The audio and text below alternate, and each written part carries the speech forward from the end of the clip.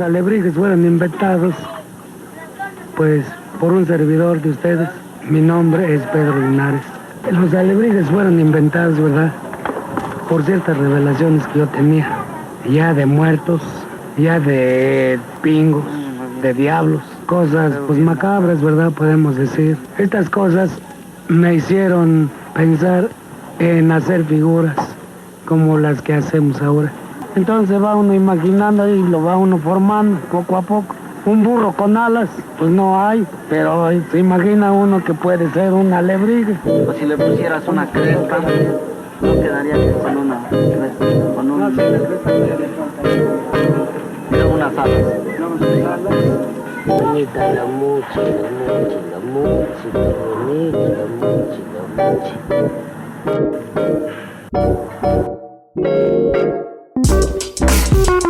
Pues regresamos a este Cultivando 11.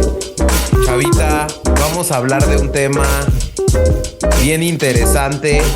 A mí me gusta mucho el arte y creo que deberíamos hablar de cultivando el arte. Y en el tema creo que hay que hablar de arte mexicano, y una de las expresiones mexicanas de arte más bonitas son los alebrijes, Chavita. Sí. Toda la historia. Decidimos hacer este Cultivando precisamente por eso, ¿no? Sí, y qué mejor manera de iniciar el Cultivando el Arte con un artista mexicano de inspiración mexicana, pero que reside en Alemania. Y pues traemos un invitado súper especial que se llama Jonathan Escandón.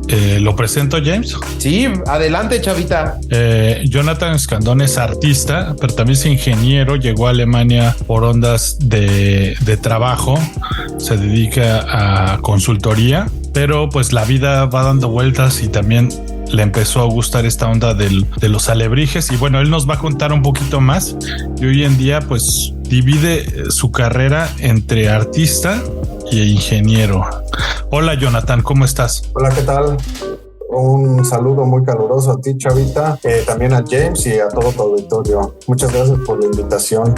Bienvenido, John. John es maestro alebrijero, ¿no, Chavita? Maestro alebrijero. Sí, entonces, se podría decir un poco de eso. Me empecé a inspirar y empecé a hacerlos por cuenta propia. Y en mis ratos libres, pues sí, realmente me dedico a eso. Y me he hecho poco a poco aquí de mi material, de mi mesa de trabajo. Y sí, aparte de ser artes, es un medio de relajación también. Y su taller está en Ingolstadt, pero yo no sé, Jonathan, pero a mí me gustaría que empezaras hablando un poco de dónde vienen los alebrijes, porque creo que es algo que le interesa mucho de nuestros escuchas, quizá. Claro que sí. Bueno, la historia está más que documentada en internet, pero les voy a contar un poco, les voy a resumir. Pues todo esto se inicia, o sea, los alebrijes que yo hago son de madera, sin embargo, los alebrijes originalmente eran de cartón y eran hechos por maestros cartoneros. El padre, por así decirlo, fue don Pedro Linares, que era un maestro cartonero de la Ciudad de México. Cuenta la leyenda, por así decirlo, que cayó enfermo por ahí del año de 1936 y como su familia no tenía para pagar los medicamentos, etcétera, lo tuvieron convaleciente en la cama con fiebres, etcétera. Entonces, dentro de sus delirios provocados por la enfermedad, él, al despertar y al ir mejorando y al ir sanando, le comenta a su familia que en uno de esos delirios él estaba en un bosque y escuchaba ruidos. Entonces le llamó la atención y al acercarse a los arbustos, tras los árboles, él se fue encontrando con criaturas extraordinarias. Eran piezas de animales, básicamente. Entiéndase, burros con alas, con cuernos de toro, sí, animales fantásticos. Entonces, él quiso plasmar estas figuras y añadirles patrones coloridos, porque bueno, ustedes bien saben, como nosotros buen mexicanos y como toda Latinoamérica, somos muy fans de las fiestas, y en estas fiestas es una exhibición de colores. Entonces los maestros alebrijeros de la Ciudad de México se dedican a crear piezas de mediano a tamaño desfile, o sea, prácticamente carros alegóricos. Entonces obviamente tienen que venir muy coloridos. Yo así como lo veo, y creo que lo estamos discutiendo hace rato, James, parece que Pedro Linares, esa cuestión yo no la sabía, viajó a Oaxaca y les enseñó a la gente de allá cómo podrían plasmar sus animales fantásticos. Como en estas comunidades de Oaxaca, o sea, me refiero a las comunidades principalmente de San Antonio Arrazola y San Martín Tilcajete, que actualmente están consideradas como las cunas de los alebrijes, que bueno, eso es... Que yo lo que había leído, y eso sí es correcto, o sea, digamos, los alebrijes en el tema nacen en la Ciudad de México, en la Merced, en el barrio de la Merced. Sí. O sea, Pedro Linares era un artista, trabajaba en el arte del papel maché. Digamos, este cuate, Linares, hacía piñatas y sobre todo hacía estos muñequitos que se celebran en la Semana Santa, que es la quema del Judas, que viene desde España. Entonces, Pedro Linares se dedicaba a hacer de estos muñequitos, ¿no? Con la forma de Judas, que luego también le ponen, lo hacen como piñatas, muñecos como de piñata, o sea, van poniendo papel maché con engrudo, hacen un muñequito y luego es de un diablo, luego de un político, entonces le ponen alrededor fuegos artificiales y lo prenden, y esto es la quema del Judas. Pedro Linares viene de una familia que hacía ese tipo de muñecos y luego, digamos, él tiene este delirio que tú nos cuentas y cuando despierta empieza a dibujar estos, digamos, seres fantásticos en el arte del papel maché. Y es por eso que se crea el alebrije. Exacto. Y bueno, aquí cabría, sí, tienes toda la razón, cabría hacer una acotación, porque sí existe yo lo diría así como una clasificación en dos grandes grupos. Es el alebrije de cartón, que Exacto. tiene sus cualidades y sus usos tradicionales, y está el alebrije de madera. Que es el alebrije que lo que yo Oaxaca, tenía, ¿no? En la historia es que Pedro Linares viaja a Oaxaca y le enseña este arte, y ahí está, que era lo que discutíamos antes de entrar. Ahí está el tema. Si Pedro Linares va a Arrazola o va a San Martín Tilcajete. Entonces aquí hay como... Pero antes de eso lo descubre la artista Judith Bronowski. Y me parece, James, que Diego Rivera y Frida Kahlo son los que lo popularizan, ¿no, James? Es correcto, Chavita, porque en su momento Diego Rivera, pues bueno, cuando lo expone, logra llevar sus exposiciones a los principales museos de Nueva York, pues empieza a ser el big star del arte en esa época en México. Y creo que al partir de ahí es una cineasta que se llama Judith Bronowski, que conoce las piezas de Diego Rivera y entonces, digamos, empieza a tener contacto con él y va a la casa de Diego Rivera y Frida, ¿no, Chavita? Sí, me parece que es donde ella se empieza a empapar de este tipo de arte, y en algún momento, por ahí de los años 70, que es donde toman el primer auge fuerte los alebrijes, es donde ella hace un documental, ¿no, James? Sí, ese documental que ustedes lo pueden encontrar, más o menos dura como 25 minutos y lo pueden encontrar en YouTube. Se llama Pedro Linares Artesano Cartonero, Chavita. Es un documental que le hace Judith Bronowski a Pedro Linares en 1975 y que este documental le da fama internacional al alebrije. De hecho, en 1990 Pedro Linares recibe el Premio Nacional de Ciencias y Artes en celebración a su trayectoria, ya que había sido pues reconocido con fama internacional. Exacto. Sí. Y al volverse como un fenómeno local, ya no era la Ciudad de México, sino ya era internacional, pues muchas de las familias, las que se dedicaban a la talla, al trabajar la madera, pues van viendo una posibilidad de vender sus piezas, sabiendo que ya existe un nicho de mercado. Y justo esto era lo que platicábamos antes de entrar al aire, John, que decíamos que ahí hay una pelea entre dos, digamos, como poblaciones de Oaxaca, porque se sabe que Pedro Linares se va a Oaxaca. Y ahí, pues le enseña a estas personas que son maestros de tallar la madera, pues como el concepto del alebrije, ¿no, John? Sí, exacto. Es así. Obviamente, como comenté hace rato, las comunidades de San Antonio Arrazola y San Martín Tilcajete trabajaban la madera. Bueno, pues hicieron, digamos, su adaptación y su concepción al alebrije.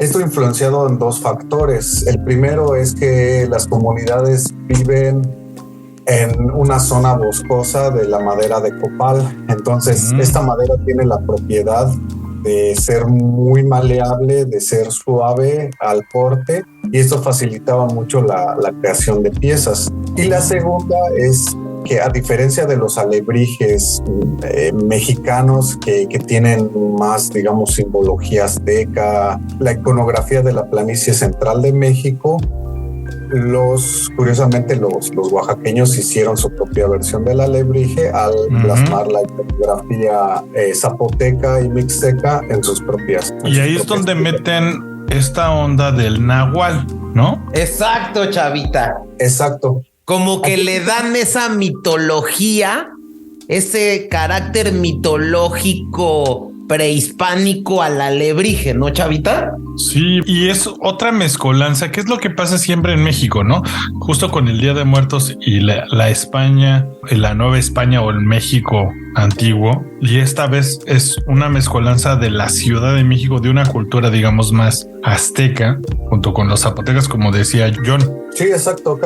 Como que cada quien hizo suyos los alebrijes y le imprimió su sello distintivo. Que eso es completamente válido desde mi punto de vista. O sea, yo creo que el arte, al igual que cualquier otra cosa, es evolutivo. O sea, no se queda estático. Y que yo creo que la verdad sí me parece que es una de las artesanías más bonitas de los mexicanos. O sea, la verdad, el alebrije y más únicas. El alebrije oaxaqueño es precioso, ¿no, John? Sí, claro. A mí lo que me gusta mucho es cómo se ve, a diferencia del alebrije de cartón, que se ve más como rugoso, trabajado, digamos, más rudimentariamente, porque obviamente son piezas muchísimo más grandes, y bueno, el cartón, al pegarlo, pues va generando irregularidades. En cambio, la madera no. Entonces, a mí lo que me gusta mucho de trabajar la madera, aparte de ser un material 100% ecológico, es que es muy noble. Digo, hay de maderas a maderas. O sea, obviamente la madera del copal es una madera muy suave, muy fácil de trabajar. Yo hasta diría, hay un misticismo entre eso. O sea, la tierra te da la madera, tú la trabajas, y a su vez hay campañas de reforestación en las comunidades y vuelven a plantar más árboles de copal para guardar ese equilibrio. Y yo algo que había visto, John, es que una parte de la inspiración de un alebrije es cuando se parten los pedazos de madera. Cada pedazo de madera es único, y al ver estas figuras, los artistas o cada artista toma estas, pues digamos, figuras que le da la madera para inspirar un cierto animal, ¿no? Sí, exacto. Yo al principio, me acuerdo cuando me empecé a documentar al respecto, yo decía, este animal, el camaleón o el caballo, lo que sea, tiene una posición muy extraña, incluso las extremidades no son simétricas, pero yo creo que también para algunos artistas estas formas caprichosas les sirven también como fuente de inspiración, porque ellos dicen, bueno, esta rama retorcida, aquí tengo una rama retorcida del lado derecho, tengo una rama en forma de bucle del lado izquierdo, entonces ellos se ponen a imaginar qué animal podría salir de ahí. Y aquí quiero decir sí valdría la pena hacer un pequeño paréntesis, porque mucha gente se confunde en la diferencia entre nahuales, tonas y alebrijes. Sí, porque yo ahí sí te iba a decir justo que justo el punto es, digamos, viene la historia de Linares que llega a Oaxaca, y aquí en Oaxaca se combina como una parte de la cultura oaxaqueña, como de provincia de Oaxaca, relacionada con el misticismo del nahual, que es como este ser que el nahual es no es un ser, el nahual es un animal protector que cada padre, cada cabeza de familia nombra cuando nace un hijo, y tiene que ver con el calendario zapoteca. Sí, porque sí, o sea, yo había escuchado algo de eso del nahual, y que incluso en provincias mexicanas la gente le tiene miedo al nahual, John. No, pero el nahual, sí, más bien creo que te estás confundiendo, es con la nahuala, ¿no? Y la nahuala en el... No, o sea, como que el nahual sí tiene, digamos, este animal. Yo me acuerdo, digamos, en el pueblo de mi papá en Puebla, en Huauchinango, que es una comunidad, sí tienen esta creencia de que el nahual es como, digamos, un perro con ojos rojos, que tiene un significado de maldad, ¿no? De cierto tema como de brujería. Entonces, justo este tema, ¿no? Que es como mitológico del nahual, también lo extraen, según yo, las comunidades oaxaqueñas para hacer referencia a estos seres, y combinado con el tema de Pedro Linares, pues llega a ser el producto que hoy en día tienes en Oaxaca, ¿no, John? Perdón que los interrumpa, pero yo lo que había oído es que el nahual tenía como una cierta representación, digamos, mágica, o ¿cómo se diría? Sí, exacto. En la cultura zapoteca, y creo que me parece que toda Mesoamérica había nahuales que eran como hechiceros, y cuando se les hace malos o cuando se les sataniza es durante la época de la Inquisición, cuando llega la religión católica. Les da una mala fama. Pero digo, yo creo que John es el que le sabe más, ¿no? Sí, existen dentro de la cultura popular hechiceros o personas que tienen la capacidad de cambiar la forma a animales. Esos, precisamente para la cultura zapoteca, se reciben el nombre de tonas.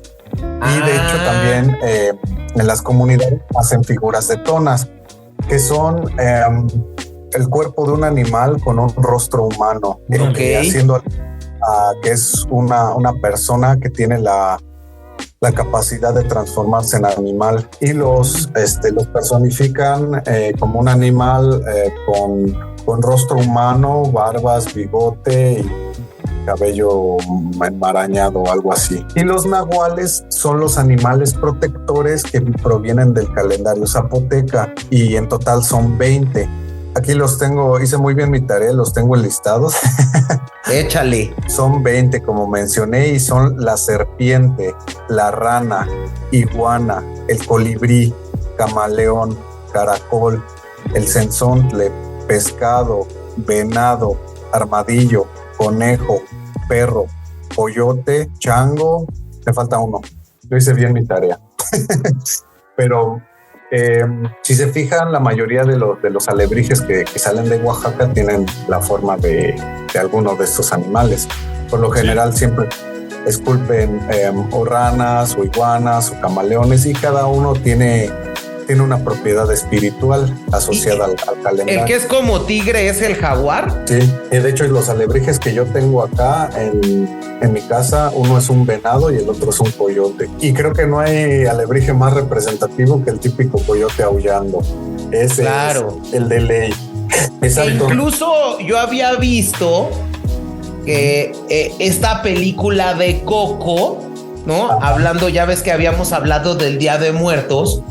Sí. Esta película de Coco es la que le da el contexto un poco del Día de Muertos al alebrije, que no lo tenía. No sé si ahí nos quieras platicar algo, John, porque creo que este contexto de como el guía espiritual surge también por el tema de la película de Coco, el contexto que le dan del Día de Muertos. Bueno, aquí sí y no. Desde mi punto de vista, la cultura zapoteca ya tenía sus animales guardianes, porque eran los con los que estaban en contacto en la naturaleza o con los que habían llegado a avistar en algún momento. Entonces, por ejemplo, como el jaguar es un animal muy tímido, es muy difícil avistarlo. Entonces, se empezó a crear todo esto del misticismo en torno a los animales. Okay. En Coco lo que está más enfocado a la ya no a la iconografía zapoteca, sino a la azteca, a la del Xoloscuincle, porque el Xoloscuincle sí que es un perro original endémico de México. En alemán se llama Nackthund, que es perro encuerado, sería la traducción literal. Fungía como guía espiritual para llevarlos al mundo de los muertos. Era quien guiaba a las personas precisamente al mundo de los muertos. Entonces de ahí tomaron la idea, pero esta idea proviene más bien de los escritos sobre la cultura azteca y ya no tanto como la zapoteca. Pero en la parte, o sea, yo creo que entonces lo que sí mete Coco es que sea del Día de Muertos. Sí, exacto, porque quieren hacer alusión a que es un guía espiritual y de hecho al final de la película, si mal no recuerdo, se quita como este aspecto mortal el animal, como una especie de piel, y abajo queda su forma original, que es la de un alebrije, que es un ser mitológico que te guía al mundo de los muertos. Órale. Sí. Está buenísimo eso. Creo que no lo noté, o no le puse tanta atención. Y la Pepita es el jaguar al lado, pero ese sí es meramente un alebrije como tal. Okay. Y es la tercera división, por así llamarlo, que el alebrije en sí son meramente animales mitológicos. O sea, si tú hablas de en conclusión, si tú hablas de animales mitológicos, hablas de alebrijes, o sea, un jaguar con alas, con pezuñas de caballo, etcétera, es un alebrije, es una mezcla de diferentes animales. Un animal protector de los que las que acabo de mencionar es un nahual, y las tonas son estos brujos con la capacidad de transformarse en animales. Y de ahí viene como que la confusión. Exacto. Todo el mundo pensaba que figura de madera colorida igual alebrije, y no es así.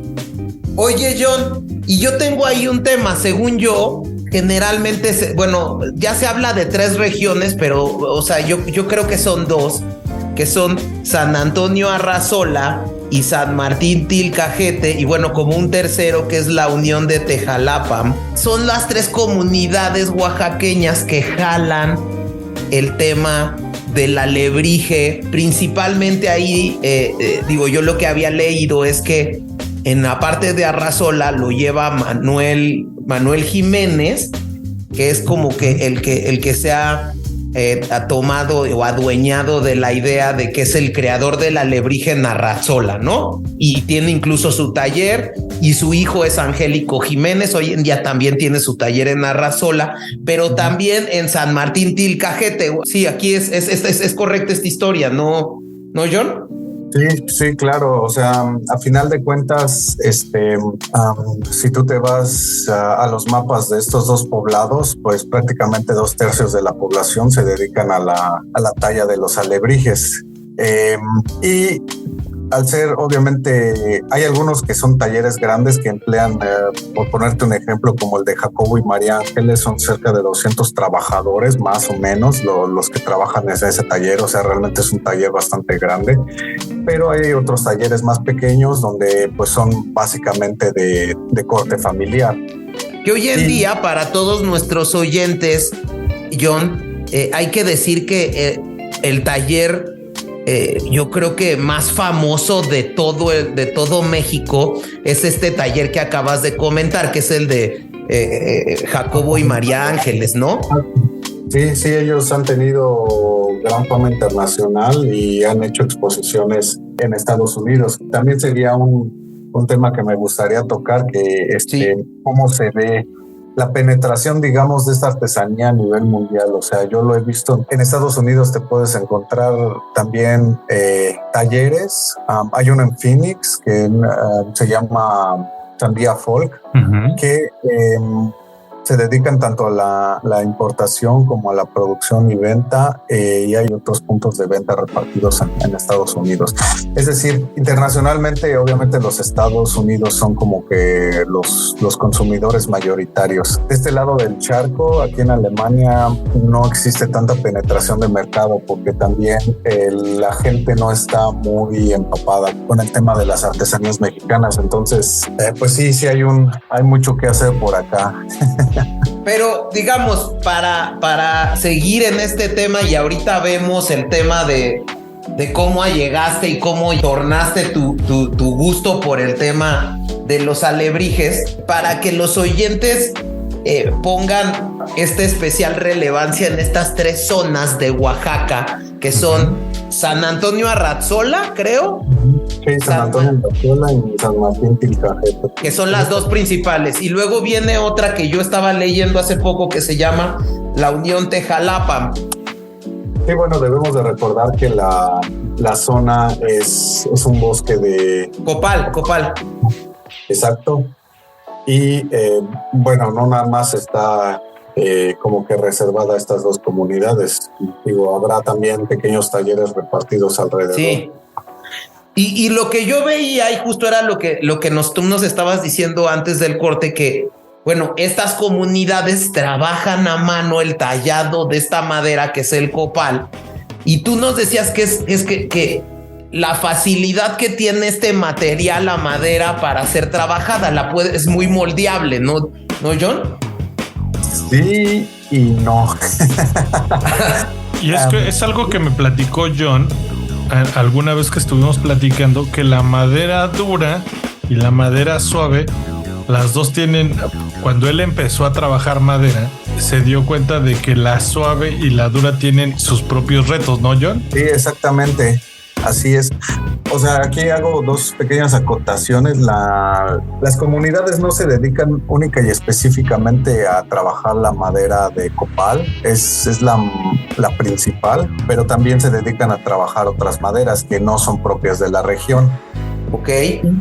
Yo en mi caso específico no trabajo la madera de copal porque, bueno, aquí en Alemania no hay árboles de copal, sino trabajo una madera que se llama, en español se llama madera de linde. Y esta madera es una madera muy manejables, de corte suave. Puedes trabajarla con las gubias a pura mano sin necesidad de con el mazo estarle dando a la gubia, pero ya maderas, por ejemplo, como de cerezo, cedro, etcétera, ya son maderas más duras. Ya necesitas unas gubias mucho más afiladas. Necesitas sujetar la pieza con una mordaza de tornillo para que no se te mueva. Necesitas ya un mazo para golpear la gubia. O sea, entre más dura la madera es más fina. Entre más dura la madera, existen sus características. Y digo, tampoco no soy experto en maderas, pero yo lo que me he encontrado es que con maderas duras es más difícil trabajarlas, pero no se abren las fibras, por así decirlo, tan fácilmente. Con las maderas suaves, debemos de recordar que aquí quiero ser un poco ingenieril. La madera es un material anisotrópico. ¿Esto qué significa? Ah, caray, eso sí no le entiendo nada. Ya se fue más.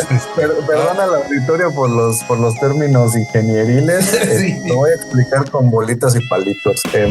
Un material anisotrópico significa que el esfuerzo de corte longitudinal y transversal no es el mismo. Eso significa que si tú cortas la madera a lo largo de las fibras, la madera son básicamente fibras unidas son fibras compactadas. Entonces, las fibras llevan una dirección.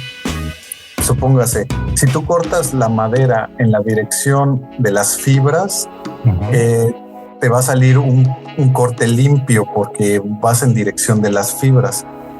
Pero si las cortas, por así decirlo, como perpendicular a la dirección de las fibras, la madera tiende a tener una superficie como de escobeta, por así decirlo, o sea, fibrosa. Entonces, cuando las cortas perpendicularmente, tienes aparte que estarle lijando para que quede otra vez suave, porque sí, bueno, no sé si me entendí. Sí. Me imagino que queda más residuo cuando cortas en diagonal a la fibra, como dices, quedan como pelitos, ¿o no? Sí, exacto. Ya me entendiste.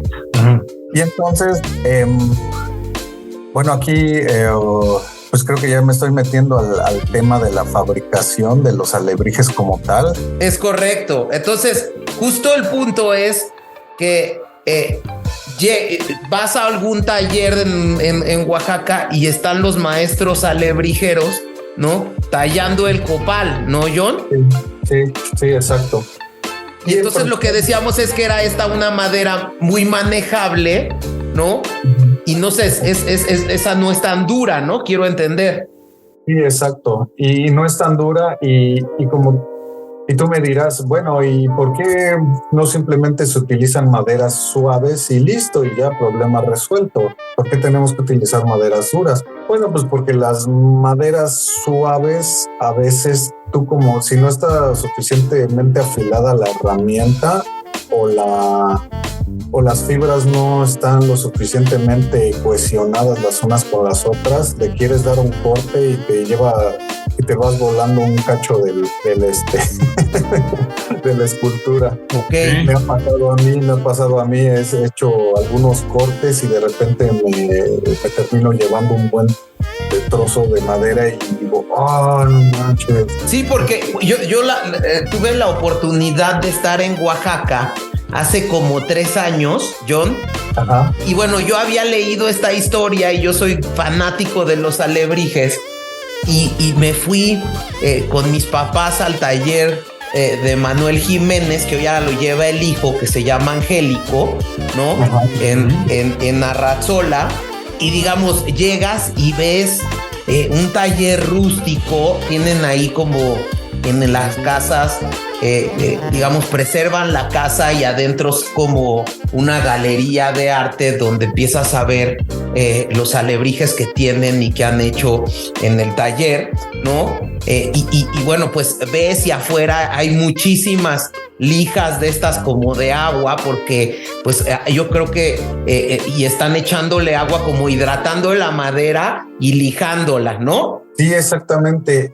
Aquí también cabe resaltar que hay una gran diferencia cómo yo trabajo la madera y cómo ellos trabajan la madera. Ok. Yo lo que hago es trabajar un bloque de madera maciza seco. O sea, ya lo pusieron, cortan la madera verde todavía, la ponen en un horno de secado y la venden. Y es como yo compro la materia prima y la aporto pues a las exigencias del alebrije. Es mucho más estable. Eso yo lo he visto en guitarras, ya sé que me estoy saliendo del tema, pero en guitarras Fender un poquito más arriba, de las que ya son custom shop, utilizan madera horneada. Dicen que es más estable. Eso de cuando ya una vez que se seca la madera, ya es mucho más difícil que se rompa, mucho más durable. Que ya ¿no? tendremos un episodio, Chavita, de guitarras eléctricas. Que yo soy fan. Perdón por De que ahí pero pues Chavita de eso es sí fan. soy fan. Cabe hacer la aclaración que casi no se notó. Ajá. No, pero Entonces sí tiene llegas y razón. entonces tú decías que cómo tú trabajas la madera. Yo tengo la ventaja de que ya no tengo que esperar a que la madera se abra, porque lo que pasa con la madera verde, como las fibras están hidratadas y es madera, digamos, joven, es mucho más fácil trabajarla. Pero ellos lo que hacen es cortar la madera, hacer el animal, lijarlo y después dejan que se seque al sol. Y al tratarse de madera todavía verde tiende a partirse durante el proceso de secado. Entonces ellos lo que hacen es el mismo polvo de la madera, lo mezclan con una, no sé si con pegamento blanco, y hacen una pasta y con eso rellenan las aberturas que hace la madera. Y aparte también, como es madera silvestre, o sea, de monte, lo que hacen es también sumergirla en gasolina para matarle a todas las posibles huevecillos de insectos que podrían estar alojados dentro de la madera, termitas, etcétera. Entonces lo que hacen es sumergirla en gasolina, creo que durante algunas horas, y después lo sacan y lo esperan a que se seque y lo vuelven a trabajar la madera. Y así sucesivamente hasta que ya alcanza durante el proceso de lijado Pero digamos, entonces, estas comunidades trabajan el alebrije pues con madera húmeda. Sí, exacto. Exacto. Sí, porque es lo que hay en el monte, por así decirlo. Cortan los troncos, los van dividiendo por piezas y ya de ahí le encuentran a la figura que potencialmente podrían sacar de ahí y empiezan el proceso de cortado. Y ellos utilizan, pues en cuanto a herramental, lo mismo que yo básicamente, gubias y machete. Bueno, yo no uso machete, no tengo el espacio, pero gubias sí que utilizo. Y algunos, me ha tocado ver también que algunos ya se están tecnificando un poco más, en vez de meterse a procesos de lijado, que es para mí el proceso más tedioso, porque tienes que llegar a una superficie lisa. Muchos de ellos lo que hacen es utilizar para, por ejemplo, las figuras de caballos o de jaguares, que tienen una parte entre las piernas muy difícil de lijar. Ellos a veces lo que utilizan son herramientas rotativas como Dremel o a veces cuando quieren cortar ya también la madera rápida utilizan estas sierras eléctricas de mano, que son unas sierras muy pequeñitas que cortan la madera rapidísimo. Entonces ya con eso te ahorras el proceso de estarle dando con el machete, con los cuchillos, etcétera. O sea, ok. Y por ejemplo, ¿cuánto tarda en hacerse un alebrije común? Me imagino que eso lo platicamos antes de salir al aire, pero hay calidades, ¿no? Pero un alebrije... Exacto, eso era a lo que yo iba a ir. Okay. Hay calidades de alebrijes, ¿no? Claro. Y eso hay que aceptarlo, ¿no? Ajá. Y aquí cabe destacar una cosa, y es algo que he estado aprendiendo en esto de autodidacta. Hay calidades y hay formatos. O sea, es lo que les comentaba al inicio. Es difícil alcanzar una pieza de madera de alto formato, de alta calidad.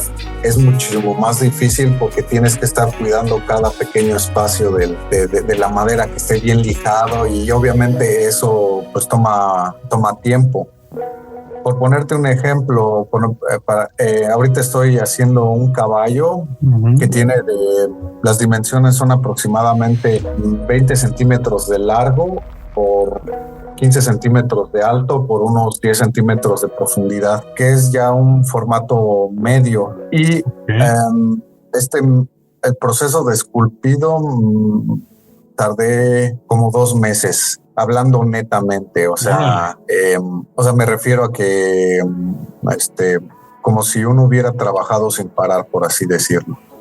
O sea, entonces en tiempo con descansos, ¿cuánto te toma? Como cerca de 4 meses. Ok. hacer una figura. Sí. Sí, y eso ya sería un alebrije de alta calidad, yo supongo, porque 4 meses es... Sí, porque los alebrijes que te puedes encontrar en la Ciudadela, de los imancitos o los chiquitos que... Sí, el colibrí. El colibrí y todo eso son producidos hasta cierto punto en masas. Entonces ya tienen un patrón definido, ya nada más lo cortan. Están cortándole las alitas. O sea, una persona... Sí. Porque creo, y aquí no sé, y creo que aquí, y me gustaría preguntarte, porque yo tengo esa duda. Yo he visto que yo tengo un alebrije muy bonito que yo lo escogía porque alguna vez un amigo me dijo que tenía que ver, y un punto importante es que fuera de una sola pieza, John, porque hay otras alebrijes que, por ejemplo, las colas o las orejas, como que las hacen en partes distintas, y no sé, o sea, y ahí te lo pregunto a ti.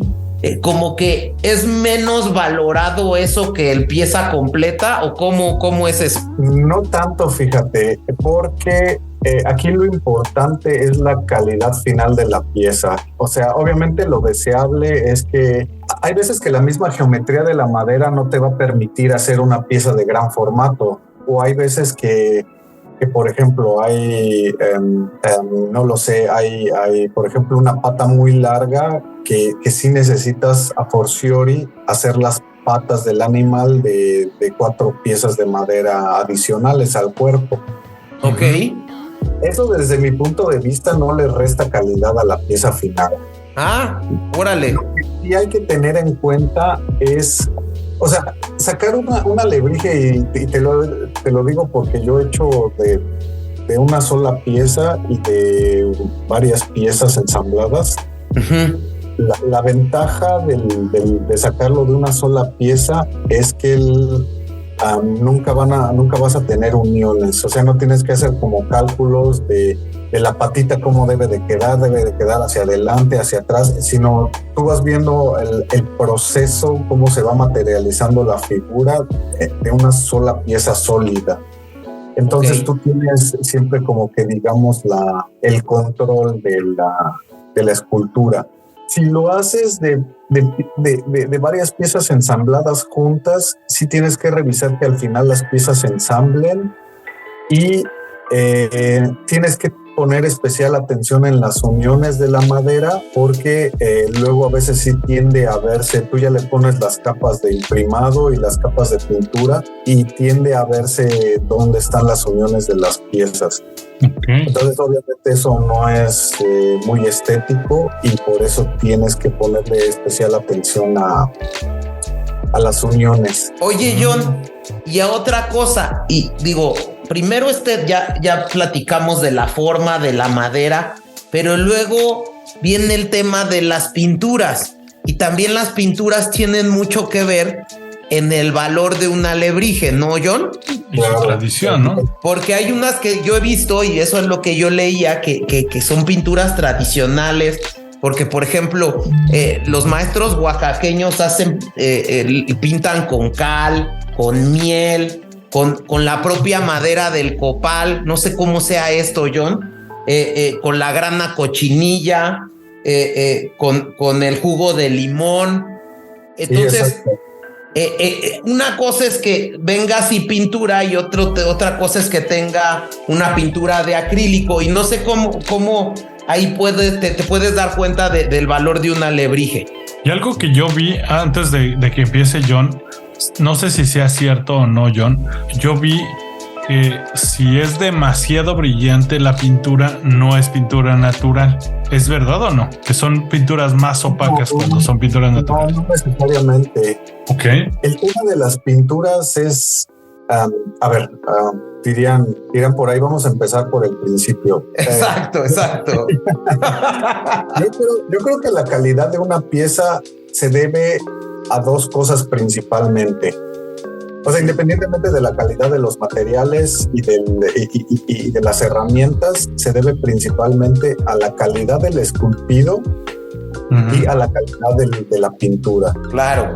¿Cómo logras una buena calidad del esculpido? Bueno, necesitas gubias, cuchillos bien afilados, necesitas ser muy cuidadoso en dejarlo todo bien lijadito, bien liso, para que de otra manera las grecas, la iconografía se va a ver fea. O sea, finalmente la calidad de la escultura va a ser tu lienzo sobre el cual vas a trabajar. A mí me ha tocado que por andar a las carreras haces una figura, la medio lijas y ya después como que le quieres meter la pintura y se ve como poroso, se ve un poco raro, incluso hasta chafita dirían, ¿no?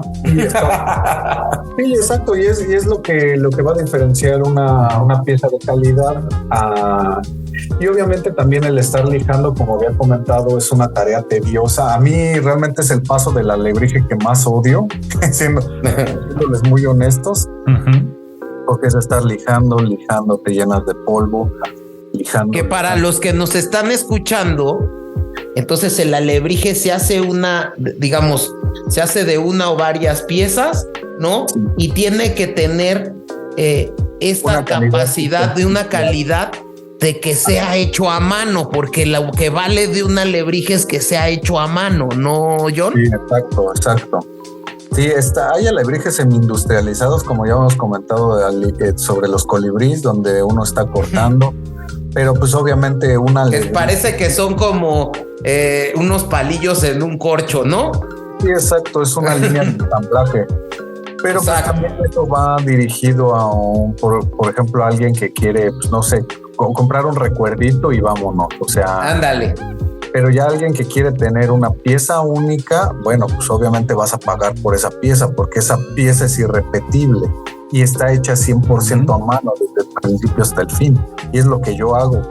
Yo desde el bloque, por así decirlo, bruto de madera, empiezo a cortar. Y yo al principio decía, ¿por qué los alebrijes son tan caros? Pues, pero si nada más es una pieza de madera, sí, pero ya cuando uno se pone a fabricarlos, ve todas las horas que necesita para darle todo el detalle al producto final, y es ahí cuando entiendo por qué algunos artesanos cobran por su trabajo. Y sí, les doy toda la razón, es un trabajo que devenga mucho tiempo.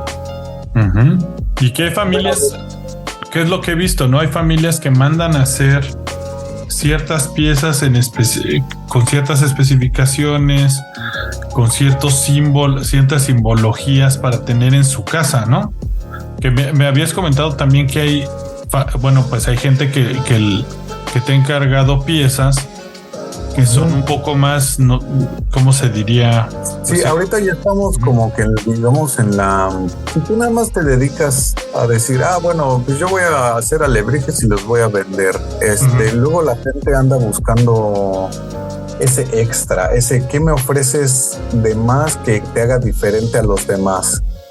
Entonces, por eso algunos talleres te dicen, ¿en qué fecha naciste? Y yo te hago un alebrije personalizado con tu nahual protector en base al calendario.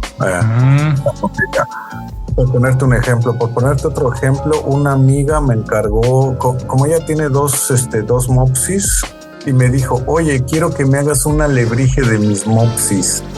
Y yo me quedé, puta. Dije, pero es que nunca, no me había puesto a hacer un retrato tridimensional de madera, por así decirlo, de un animal, pero al final quedé muy satisfecho con el resultado final. Y ella me dijo, no manches, sí se parece. Obviamente no puedes hacer un retrato así, porque estamos hablando de una pieza de madera y al final de cuentas le echas colores. Pero al final me dijo, sí, definitivamente se parece a mi perrito y estoy súper feliz. Y de hecho ahorita ya me encargó, como les comento que tiene 2, hice nada más uno y ahorita ya quiere el otro. Ya está haciendo a su hermanito. Sí, exacto. No, es su amante. Son pareja los dos puxis. Otra cosa abriendo un pequeño paréntesis, otra cosa que caí en cuenta es que también mucha de la gente tiende más a comprar alebrijes de de que se parezcan a sus mascotas. Órale. Yo tengo un sitio de Etsy donde publico los alebrijes que voy sacando. Hice uno de un lobo y se me vendió en Estados Unidos. Y después le dije a la compradora, le dije, mándeme una foto de cuando haya llegado para yo constatar de que pues, todo está en orden. Y de hecho me mandó yo hasta pensé que ella era fan de los lobos, que le gustaban como animales o dije, bueno, igual y viven en una zona boscosa, etcétera, porque así ya cuando te vas a Canadá ya empiezas a ver otro tipo de fauna. Pero no, o sea, lo curioso es que ella lo compró porque se parecía a su perrito. No, y yo me quedé, ok, bueno, estoy empezando. Oye, John, ¿y cómo adquieres el gusto por los alebrijes? ¿Cómo te viene ese tema de decir, pues yo, un mexicano que está en Ingolstadt, me voy a dedicar a hacer alebrijes? Pues mira, fue básicamente por dos cosas. Yo ya después yo al principio yo nunca compraba artesanías mexicanas cuando estaba en México. Yo decía, es que es eso de que cuando tienes algo a la vuelta de tu casa o a la mano, no le das la importancia o el valor que tal vez se merezca. Entonces, estábamos platicando antes del aire que mi primera contacto así con los alebrijes fue cuando era niño. Estaba viéndolos uno en una vitrina de unos vecinos, pero eran unas piezas tan feas, eran unos cangrejos, recuerdo, todos mal cortados y pintados con colores neón, que yo dije, o sea, los alebrijes para mí son una artesanía muy chunga, pero pues bueno, o sea, era niño y no sabías. Ya después estoy acá en Alemania y empiezo a extrañar estar en México. Entonces, cuando me tocaba ir a México, me entraba el amor por las artesanías y le decía a mi esposa, ay, vamos a llevarnos un platito pintado, ay, vamos a llevarnos un zarapito, ay, hay que llevarnos un sombrerito, hay que llevarnos esto y el otro. Y dentro de ello, acostumbramos ir a la Ciudadela, la que está entre el metro Valderas y el metro Miguel Hidalgo de la Ciudad de México. Y ahí hay un local especial de alebrijes y nos fuimos a dar una vuelta y hubo un par de alebrijes que me gustaron mucho y a partir de ahí dije, oh, sí, están bonitos, me los llevo. ¿Eran oaxaqueños o cómo eran? Sí, tengo un coyote y un venado, como ya había mencionado anteriormente, que a su vez son nahuales, que son el venado y el coyote pertenecen al calendario zapoteca. Ok. Y bueno, ya después de revisarlos minuciosamente dije, bueno, a ver, ¿qué es esto? Es básicamente una figura de madera pintada. Y como yo durante mis estudios de secundaria y preparatoria llevé muchos cursos de artes plásticas, entonces ya tenía el background de trabajar con óleo, con acrílicos, con madera, etcétera. Okay. Dije, esto yo creo que yo puedo hacerlo. Y entonces me empecé a comprar. Primero compré un pedazo pequeño de madera y navajas para madera. Entonces, mi primer alebrije, de hecho está aquí a mi lado, es un conejito y es de una pieza sólida de madera. Bueno, las orejas sí son piezas extra. A ver si luego nos mandas una fotito. Una foto para que lo podamos subir ahí en el Cultivando. Sí, claro, con todo gusto. Y ya después me caí en cuenta, dije, pues no está tan fácil, porque ahora ya que me pongo a verlo detalladamente, digo, pues aquí donde le corté se ven un montón las fibras de la madera, no se ve liso, pero sin embargo a mí me sigue encantando mi primer alebrije. Es como el primer amor, o sea, nunca se olvida. ¿Y tiene algún significado? ¿Te inspiraste en algo? Primera vez. No, simplemente dije, bueno, a ver, ¿qué es lo más fácil que podría hacer? Porque dije un jaguar ya es un poco más complicado. Dije un conejo porque son geometrías muy redondas y las orejas son alargadas, o sea, no tiene como que mucha ciencia. Bueno, digo... Sí lo ves más ingeniería. Sí, obviamente también tú puedes elegir el nivel de detalle al que tú mismo dices, bueno, yo me quiero elegir este nivel de detalle. Entonces, pues ya lo cortas en base a ello. Porque yo lo que he visto es, se sigue un patrón, ¿no? En el dibujo del alebrije, yo, ¿no? ¿Cómo es? Pues yo primero empiezo con... hago una vista con los blueprints para el auditorio. Los blueprints son básicamente cómo se vería la figura de lado hacia arriba, o sea, con las vistas y de frente. Y ya de ahí empiezo a definir qué tan grande tiene que ser o quiero que sea. Ya después, el siguiente paso es como marcarlo en la madera, hacer las plantillas en base a esos blueprints y luego marcarlo en la madera e irlo cortando.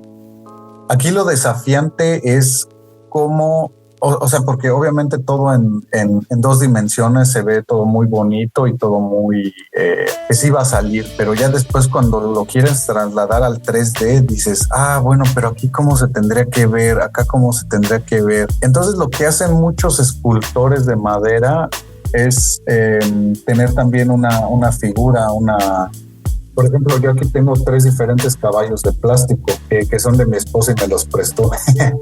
Y entonces yo más o menos me voy viendo en estos caballos de plástico cómo se tendría que ver la trompa, cómo se tendría que ver los ojos, porque ahí es como que mucha información que se te escapa cuando dibujas el 2D. Cuando dibujas el 2D, te digo, todo se ve muy bonito, pero ya cuando empiezas a trabajar dices, no, siento que esto me está quedando muy delgado, siento que aquí le quité mucho material, esto todavía se sigue viendo muy gordo, etcétera. Entonces, sí, luego me ayudo de referencias en 3D. Y bueno, al otro punto que quería pasar era la pintura. Como tú dices, las pinturas naturales sí se siguen utilizando en las comunidades. Obviamente yo no las tengo porque no tengo cochinillas a la mano ni limones, frutas, pero tú cuando vas, por ejemplo, a un taller de alebrijes, sí te explican que ellos utilizan tintes naturales y eso es medianamente cierto. Obviamente con tintes naturales no puedes alcanzar el nivel de color que podrías alcanzar con pinturas acrílicas. Claro. Que son las que estándar se utilizan. Sí, hoy en día yo creo que los alebrijes más, digamos, con mayor tecnicidad que yo he visto son los de Jacobo y María Ángeles, que son los que han tenido como gran, digamos, expansión internacional, ¿no? Que han estado en algunas galerías de arte de varias partes del mundo, ¿no, John? Sí, exacto. Y precisamente para esas piezas, muchas de ellas como son piezas de exhibición, sí que utilizan pinturas naturales. Pero como te mencioné, con las tinturas naturales no vas a alcanzar el nivel de colorido que luego a mí en lo particular me gusta imprimirle a mis piezas. Ok. Más limitado. Sí, exacto. El abanico de tonos que tienes es mucho menor. Y aparte, al ser pinturas naturales, pues obviamente se van desvaneciendo con el tiempo y una pintura acrílica te va a agarrar mejor en la superficie y bueno, poniéndole eventualmente a la pieza final un sellador, pues te va a durar pues de por vida. Uh-huh. Exacto.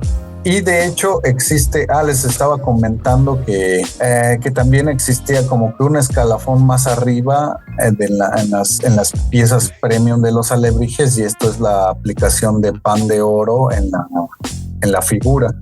Sí, yo sí lo vi cuando en su momento fui al taller ahí de los Jiménez. Sí, ya tenían algunas piezas.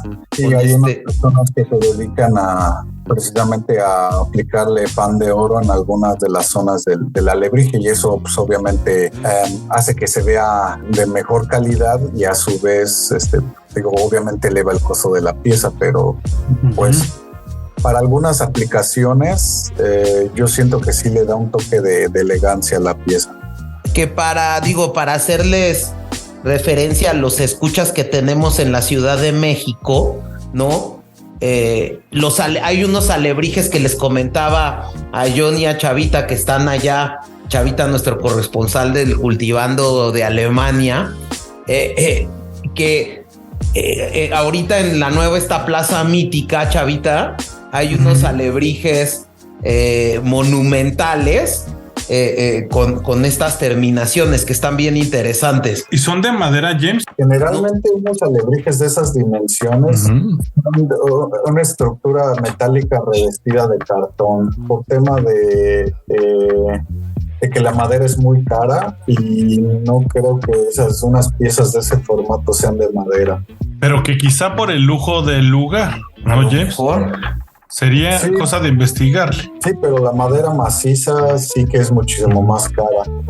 Y esa es la otra, que obviamente el cartón siempre te va a permitir hacer piezas huecas y eso pues obviamente contribuye a la ligereza y te permite hacer alebrijes de muchísimo mayor formato. Que ahí también sería bueno recomendarles a todos pues que el Museo de Arte Popular de la Ciudad de México organiza un desfile de alebrijes monumentales con la intención de promover las artes y la cultura folclórica mexicana.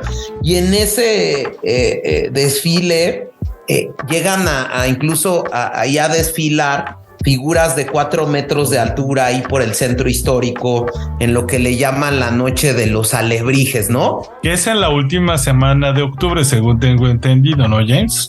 Tienes toda la razón, chavito. ¿Tú has asistido, John? Sí que he ido. A la noche como tal no, pero al Museo de Arte Popular sí que he ido y ahí hay una sala específica dedicada a los alebrijes y hay piezas de Jacobo y María Ángeles.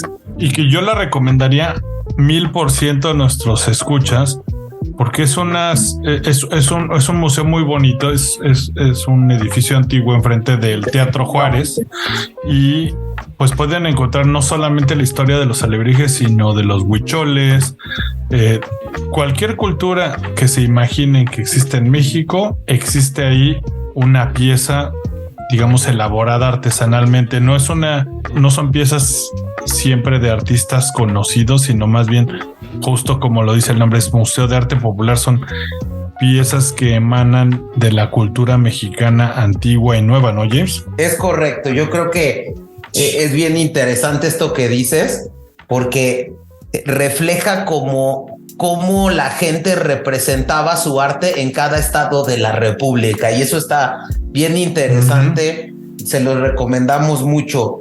Oye, John, yo tengo otra pregunta. ¿Está jalando el tema de los alebrijes en otras partes de fuera de México? El nicho de mercado no está muy desarrollado en esta parte del mundo. Más que nada porque ¿Gustan? Sí, de que gustan, pero generalmente quien te va a pedir alebrijes, o sea, los internacionales, van a ser personas que ya estuvieron en México o que tuvieron un contacto en México y que les gustan las artesanías mexicanas. O sea, una persona que nunca tuvo contacto, nada que ver, es muy difícil. Tienes que como hacer primero, crear ese apetito por el arte, por así decirlo. Le falta mercadeo. Ajá, exacto. Entonces, como les había comentado anteriormente, es como los alemanes que quieren aprender español. Generalmente los alemanes que quieren aprender español, por poner la analogía, son gente que ya estuvieron en México o en Latinoamérica y que quieren, pues para su segunda visita se enamoraron de la región, del país, etcétera, y quieren pues volver a ir y ya andar por la calle con mayor soltura. Entonces, de la misma manera, la gente que se interesa por las artesanías mexicanas es gente que ya tuvo esta experiencia en México como turista, negocios, etcétera. Entonces, ahorita lo que yo estoy intentando hacer es, pues sí, introducir realmente estas piezas, darla a conocer, vaya. Pero obviamente para ello necesitas piezas, o sea, no puedes así convencer a alguien así como nada más simplemente a base de imágenes. Entonces, ya cuando ven la pieza, ya cuando ven el nivel de detalle, es cuando dicen que de la vista nace el amor, y sí es cierto, ya es cuando ven la iconografía puesta sobre la talla de madera, es cuando les nace el amor y cuando se animan a comprar. Yo creo que eso es lo que hace quizá falta, es buscar un lugar en donde puedas tener como una exhibición, que es lo que me decías, ¿no? Estabas buscando como una galería en la cual exhibir tus piezas y dar pues un poquito más el contexto y, como dices, cautivar con la vista a un nuevo mercado, ¿no? Porque tu taller es relativamente pequeño, es un poco más privado, es una onda todavía muy de nicho. Sí, exacto. Pero precisamente como yo desde un inicio dije, bueno, no me estoy dedicando de lleno a esto, sin embargo sí me gusta y quiero que la gente, el producto que yo hago, sí quiero que se vea reflejado en las horas de trabajo que yo le imprimo. Entonces es por eso que yo me he ido más por el de voy a sacar poquitas piezas, pero que sean de mucha calidad percibida, que a tener aquí como un stock de 100 colibríes, pero Sí. uno como que... No rebajen a los colibríes, tampoco está tan... Ya la gente va a ver colibrí y se va a decir, no, ese chapa, es colibrí, es chapita. Debo de hacer alguna aclaración. De hecho, sacaron un tiraje, el Jacobo y María Ángeles, un tiraje de los animales del calendario zapoteca, y uno de ellos era el colibrí, pero estaba tan exquisitamente tallado y pintado que me quedé pensando hasta dentro de los colibríes hay razas. Sí, claro. También a veces en la Ciudad de México quieren ver, a veces en el Hotel Presidente Intercontinental, en el lobby, luego Jacobo y María Ángeles ponen exhibición de buenas piezas de ellos. Y bueno, pues no pregunten por el precio porque te la ultra dejan ir, ¿no? Y ahí pasa el intermediario, ¿no? Sí, claro. Sí, como mencioné anteriormente, tiene que ver con las horas de trabajo, la calidad del material, y también si tiene, por ejemplo, aplicaciones de pan de oro, eso también eleva el precio de las figuras. Oye, John, pues sería bueno que nos dieras tus datos para o que nos pasaras tus páginas y Claro que sí. para que pues los que nos estén escuchando y que les interese ver como tu obra, ¿no? Puedan ver y elegir y contactarte, ¿no, John? Definitivamente. En Instagram me encuentran como... Mi taller se llama Mexikunst_estudio, sin la E, estudio. Es, deletrándolo sería MEXIKUNST_estudio. Ok, de todos modos lo publicamos. Ajá. Sí, claro. Y ahí mismo en mi cuenta de Instagram viene la liga hacia mi virtual shop de Etsy, donde publico las piezas ya terminadas. Ahí tanto me pueden esperarse a que publique las piezas terminadas en Etsy y directamente por la plataforma comprarlas, o pueden contactarme directamente por mi página de Instagram, y con gusto les contesto y les aclaro todas sus dudas.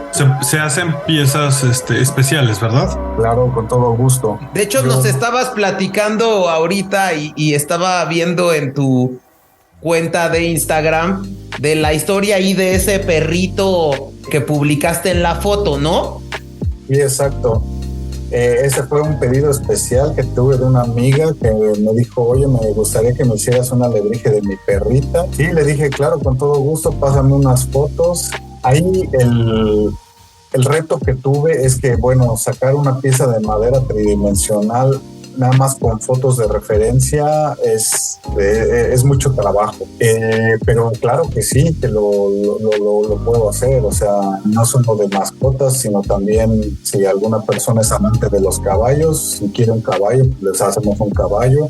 Si quieren un animal fantástico, también un animal fantástico. O sea, yo ahí me mantengo flexible. Y en cuanto a pintura, me contabas de uno de tus pedidos privados que tenías. Bueno, uno de tus clientes tenía una pareja sudafricana, me parece.